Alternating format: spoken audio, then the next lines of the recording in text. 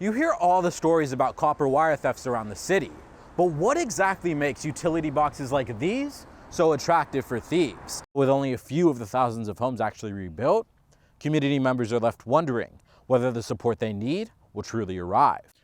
Is soil like this rid of the harmful chemicals and substances released from the lab? The winter-spring racing season is in full swing. Check out my full segment on the Valley View News YouTube channel, talking all things racing, events, and more. People usually come in for cute cats like this, but the shelter staff say it's the older pets, usually the medium and large dogs, who need the attention and a home. So why is it that stores are seeing a significant decline in paper coupons? Pick up your phone and you'll find the answer. Digital coupons. Olvera Street is hosting its annual Dia de los Muertos festival. The 9-day event celebrates the cycle of life and Latino culture. George, are we in for another crazy week? Don't worry, guys. Yes, you can put those umbrellas away because it's actually going to be nice out this week. Until then, connections and community ties will have to be enough to begin rebuilding what was lost. From Altadena, I'm George Sagers for The Sundial. You hear all the stories about copper wire thefts around the city, but what exactly makes utility boxes like these so attractive for thieves? In the past year, thieves have hit Miracle Mile, the 6th Street Bridge, and other popular areas in the city, leaving many streets in the dark and raising pedestrian safety concerns. Many of them target vulnerable pedestrian infrastructure, like streetlights and utility vaults. Copper has significantly risen in value. The material can sell for over $4 a pound, making even small amounts worth the risk. What began as a citywide infrastructure issue is now creeping into residential neighborhoods. A recent arrest here in Mission Hills is leaving residents frustrated and concerned about the rising trend. While the police were on their way, we were watching them pulling these materials and hacking them, like sawing them and tossing them in the back of their trunk. Footage provided by the Perez family shows a group of men dressed in hoodies in front of their home. 2 of the suspects have been booked under grand felony charges and 2 remain at large. In response to the alarming rise in thefts, city leaders are making the issue a top priority. We continue to deploy additional money behind overtime for repair. It's very frustrating, and sadly, it's not just in my district. Governor Gavin Newsom recently signed AB 476 into law. The bill enforces stricter guidelines for copper resellers, many of whom unknowingly buy stolen wire. They're now required to keep detailed records of sellers, including multiple forms of ID and verification. While it's too early to tell what impact AB 476 will have on thieves, city officials hope it will keep them away long enough to turn the lights back on. From Van Nuys City Hall, I'm George Sagers for Valley View News. I'm standing at one of the entrances of the Santa Susana Field Lab. Closed to the public, the site has been a source of controversy for residents, community advocates, and local governments. A recent push by advocates to turn the land into public park space is sparking a new debate. Is soil like this rid of the harmful chemicals and substances released from the lab?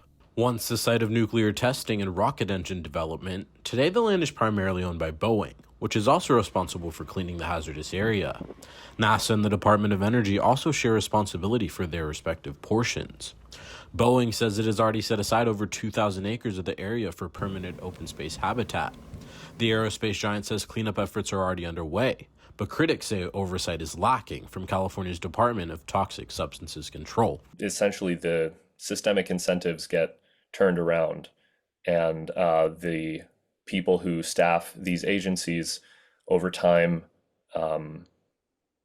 begin working to protect those very entities that they're supposed to be regulating. Rocket engine testing released toxic solvents into the environment, and in 1959, one of the 10 nuclear reactors on site suffered a partial meltdown, releasing radioactive gases and contaminating surrounding areas. Residents and parents like Melissa Bumstead, who runs Parents Against Santa Susana Field Lab, argue the current cleanup plan will not go far enough to rid the environment of dangerous chemicals. So we are suing the Department of Toxic Substances Control. We're hoping that if we win, we can fight Boeing's plans to leave 90% behind and go back to the original cleanup agreements that would have made it safe enough where you could even eat the food you grew there. Residents and community members hope those responsible will take the necessary steps to complete a full and thorough cleanup of the area. From the Santa Susana foothills, I'm George Sagers for Valley View News. With the first anniversary of the Eaton fire approaching, Altadena residents are working hard to rebuild. But with only a few of the thousands of homes actually rebuilt, community members are left wondering whether the support they need will truly arrive. The remains of the massive blaze still line many streets. Some lots have been cleared while others remain unchanged since the fire. Some lucky homeowners have been able to rebuild, however many others have faced challenges, from permitting delays and insurance disputes to contractor licensing issues and strict safety regulations. Through it all, the Altadena Town Council has worked to ensure residents have the resources and assistance needed in the rebuilding process. The council's biggest priority probably is getting back on track. So we immediately moved into crisis management, disaster recovery and rebuilding. So I think that what the council will focus on mostly is the way we use the land up here and any land use issues that come before the council as we look to rebuild and reimagine what Altadena is going to look like. While community groups have led the charge in aid distribution, residents remain frustrated at insurance companies in California Edison, who have not come through with emergency funding. The effects have trickled down to homeowners, many of whom have had to think outside the box just to keep living day to day. Many families have relied on RVs and trailers as interim housing, a stopgap solution while they wait to rebuild.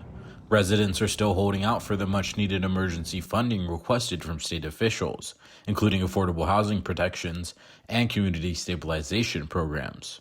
Nearly a year after the fire, those resources remain stalled, leaving families in limbo and neighborhoods dotted with rubble. We're at what used to be my house of 10 years here at the top of Altadena on Loma Alta, and we're in my front yard. And I hope that, first of all, that people are able to stabilize and find a home and to continue the deep roots that have been here for a long time. Secondly, that we learn to live, with the fire danger and at the edge of nature, that we learn some of the lessons and we kind of evolve from it. Signs of rebuilding progress are emerging. As of late 2025, LA County Recovers reports 1,307 rebuild applications have been filed, 138 permits have been issued, 15 homes are under construction, and several families have already moved back into certified rebuilt homes. I would say resilience looks like businesses that are open and thriving, homes that are under construction, and families that are returning back to Altadena. Residents remain hopeful they will receive the much-needed aid they have requested. Until then, connections and community ties will have to be enough to begin rebuilding what was lost. From Altadena, I'm George Sagers for The Sundial.